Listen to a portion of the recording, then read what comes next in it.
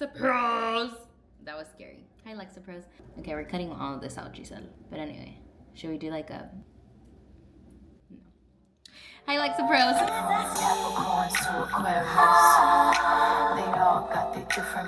Series, we're trying something different today. So I'm doing a sit down because I've been super busy. I've been talking about this freaking intensive course, but this intensive course will be done on Sunday. So excited. I'm almost done. I want to get into it and talk about it, but I can't fully talk about it. I've been restricted. But yes, Brooklyn series. So the reason I'm doing a sit down is because of my intensive class. I was able to go see a screening of a documentary called Paint Me a Road Out of Here by Katherine Gunn.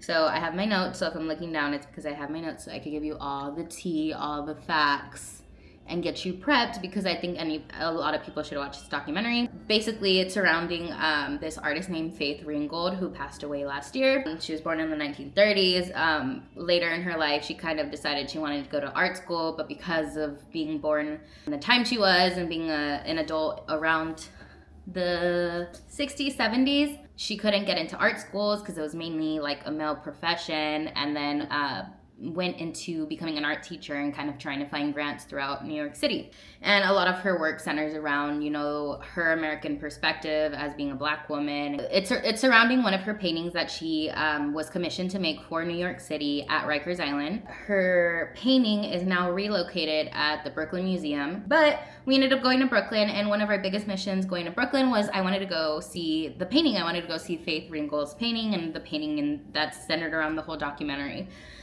So I kind of wanted to sit down and give you some backstory before you see a little bit of the vlog, and then you get to see when we see the painting itself. So basically, documentary, Katherine Gunn starts to look at the story of Faith Ringgold around this painting. So again, Faith Ringgold, or Miss Ringgold, was commissioned, I think like $3,000 while she was like going to school, or maybe outside of school, I'm not 100% sure, was commissioned to go do a painting at Rikers Island in the women's house, is it the women's house detention? House of detention? The women's house of detention. And this is around 1971 because the painting was finished in 1972.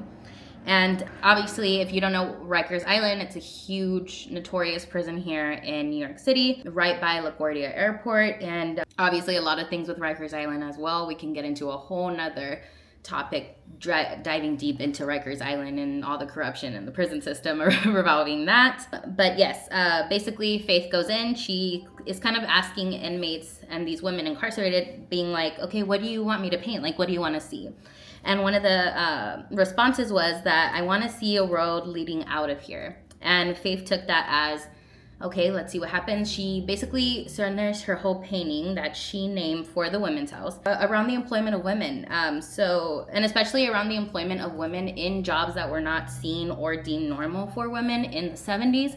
So when you see the painting, and I'll probably put it right here, or you'll also see it when we walk through the museum, you'll see some women playing basketball. You'll see a bus driver. Where else? What else? There's like a bunch of different professions. I can't remember right now why I'm trying to give you all the facts.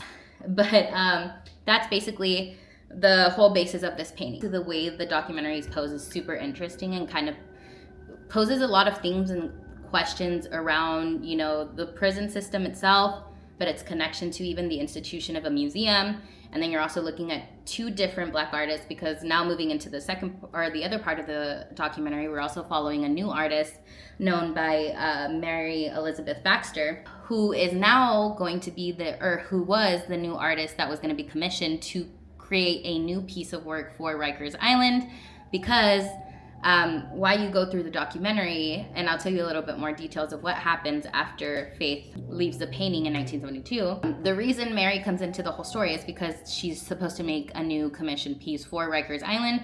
But also we learned that because New York City commissioned Faith Ringgold for this piece, now there becomes a legal battle of where this piece should live. But yes, we go back and forth from those stories. Can you shut the fuck up? Jesus Christ. Perfect. Okay. So yes, for the women's house, which is Faith Ringgold's painting in Rikers Island, again, she's reimagining the stereotypes of incarcerated individuals, specifically women. And in 1988, a security guard, who I think is either volunteering at the time or still working at the prison, realizes that the painting is missing and is asking around like, where the fuck is it? Where's the painting? And that's always been there. nobody's giving her a clear answer. A lot of people are basically like, why do you fucking give a shit? And she goes around the whole prison trying to look for this piece. She's walking, and if I remember correctly, she goes into the cafeteria and she sees this like white thing coming out of the white wall. And she's like, what is that? It is Faith Ringgold's painting. The prison painted over it with white paint. So the painting is fucked up. The security guard or the person, I don't know her exact position, but the woman basically gets in touch with Faith Ringgold and goes, they fucked up your painting. And then starts this whole story of, you know, going back and forth with these relocations of the painting itself.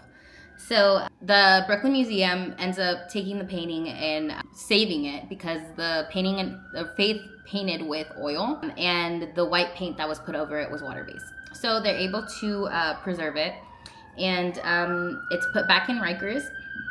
So sorry, because she was commissioned by New York City, the piece is owned by the city. So Faith Ringgold goes through this kind of back and forth throughout the next couple years trying to get her painting out of Rikers because it's not being taken care of, and also it's not being seen by women. They're able to get the painting into the Brooklyn Museum, and right now it is being housed in the Brooklyn Museum, but kind of as a, what's the best word? Like they're borrowing it basically, which is interesting because Rikers is at, right now it's saying, right now in the city it's being said that in 2027, you know, Rikers is to close. And you know, all the things that are going around with that in terms of trying to relocate these incarcerated people and really trying to close down Rikers Island. The Brooklyn Museum has a painting and the city still owns it. And now because of this documentary and the conversation around Faith Ringgold, obviously the value of the painting probably has gone up. And it's not a for sure thing that this painting will live in the Brooklyn Museum for that long. That being said, in the documentary, it kind of also poses this very, you know, like huge metaphor of how, you know, like we're seeing these stories like Mary Elizabeth Baxter and how she was incarcerated and all the trauma that came from that, and how she's using her art to tell these stories. But also how with Faith Ringgold, Black women in America didn't get a lot of recognition for her art.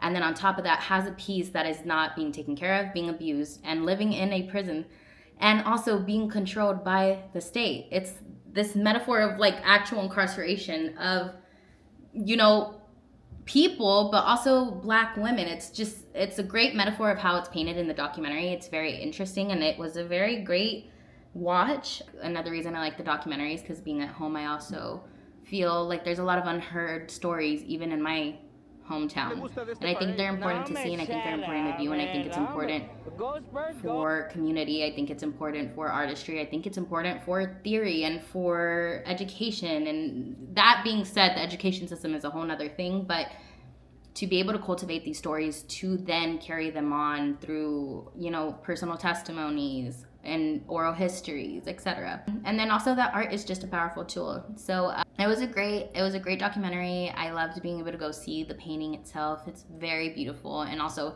the Brooklyn Museum has an amazing fucking collection. And you should check it out. I think I said this in the vlog itself, like, yes, everybody talks about the Met, but the Met is kind of like the performative girly where it's like, you can go and check it out, it's cute, but going to the Brooklyn Museum, it kind of left me and Alexis with like, wow, that was beautiful, and the importance of art, and also just in general how to cultivate and collect and curate a museum that has so many stories to tell, and it's not just from one perspective in history, aka just not white. It's just not white. But yeah, that's pretty much the sit down rundown of why we went to Brooklyn, and I hope you guys like the little vloggy stuff that we got, and you get to see some of the pieces, because there's other amazing pieces there that I like fell in love with and I'm interested in. And yeah, I can't wait to share more. I'm gonna start, you know, trying to make more different type of videos, so hopefully you guys like this, and hopefully I explained the documentary as well as I could. I did my research as well as I could, but I'm just a master's student, okay? Like, this was like my little presentation example, I don't know, getting ready. But I hope you guys liked it. Enjoy the video, and yes, please check out the documentary again. Catherine Gunn, Paint Me a Road Out of Here, Faith Ringgold, Mary Elizabeth Baxter. Know these names, search them up, look it up, watch it, check it out. We in Brooklyn's, New York's. Welcome to the Brooklyn vlog. I heard a lot about Park Slope. I'm super excited to be here.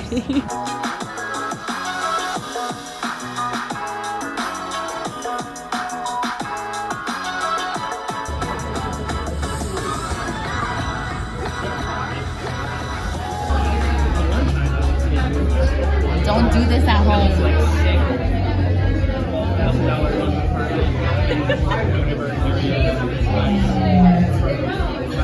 Okay, so we're walking to the Brooklyn Museum, and we're also like, wow, should have lived in Brooklyn, but you know, the stars did not show up that way. We didn't find our place until 2 weeks before we moved to New York, so you know, everything happens for a reason. Oh, I'll be right back. Oh, I get it. Oh, yeah. I get it. Period. Stranger man talking to us. You would never had no pretty girlfriend, Brooklyn, New York. Just come in with me? Yeah, your own. No, I'll come in with you. I get scared of these.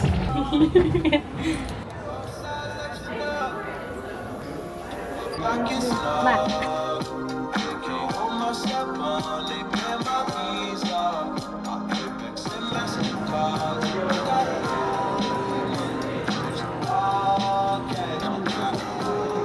That's fucking great. Go. Hey, let me know if. Oh, sorry. Excuse me. Walk around. Look at it. Anyways, let me know if y'all's abuelas have a version of this collection in their kitchen, living room.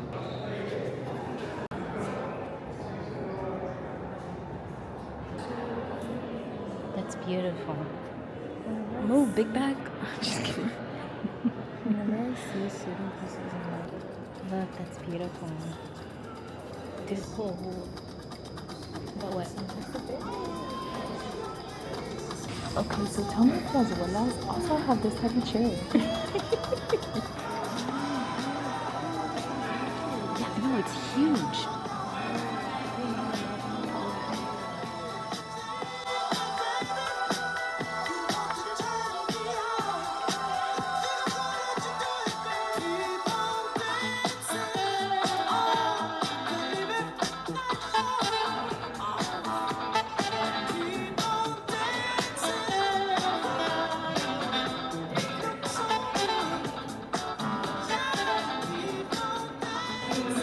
We found it. It's gorgeous.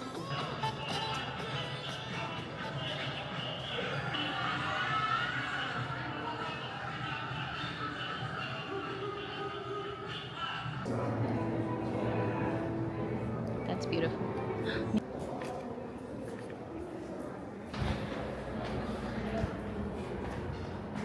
Here.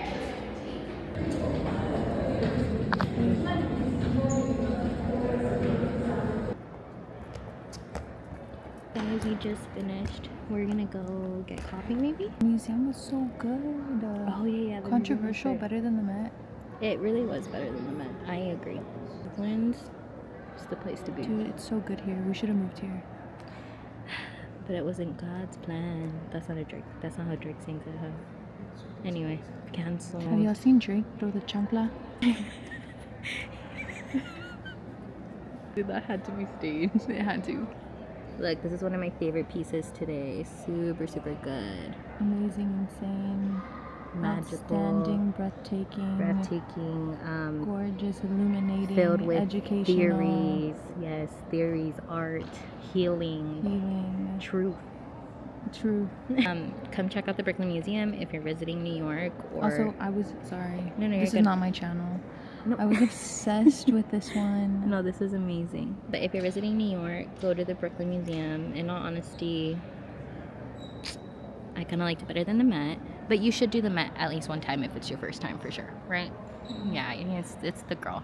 But like that girl, like the trendy girl. But yeah, come to the Brooklyn Museum. Check out Brooklyn if you're coming to New York too. Don't stay in Manhattan. We will catch up with you later. Okay, Brooklyn vlog. We're gonna head down to Pebble Beach. It's a bunch of little food places down in Dumbo. We're probably gonna get some drunken noodles. I want some boba, but we're gonna get coffee. It's gonna be a little time. So yeah, let's head down there. All right. This the Brooklyn Bridge. That's where Spider-Man said I love you to Gwen Stacy. Yeah. Let's follow these people. What, you think? Families from here. You think I could call myself one? It's actually a lineage. This is where you take the iconic picture. They were all recording something. Saber qué pasa. Yo. Alright, y'all, you walk down this way and that's the Brooklyn Bridge.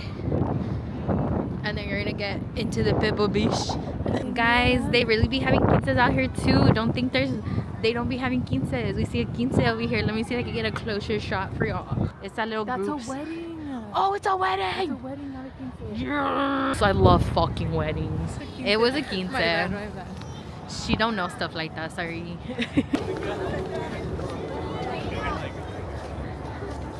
That looks like Okay, confirmed it's a wedding.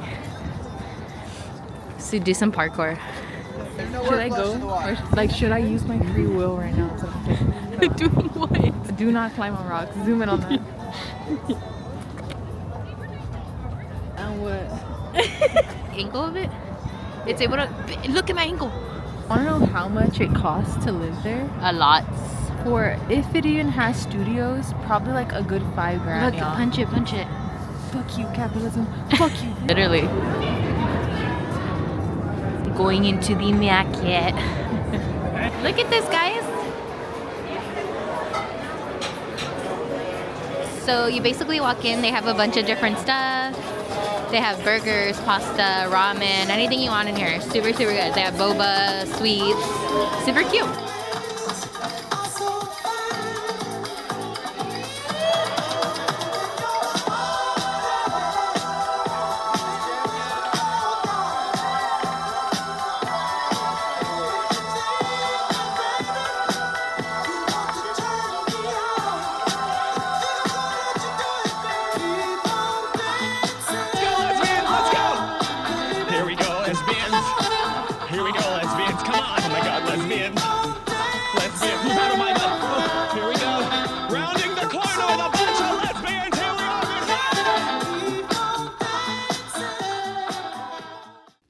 Guys, I forgot to film an outro for this video. Sorry if this one isn't the most entertaining to you.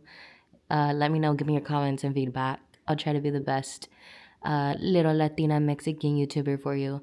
It is officially 3:17 a.m. on a Tuesday. I am awake doing stuff for my performance. But yes, I will see you guys in the next video. Bye, my little Lexa pills. Good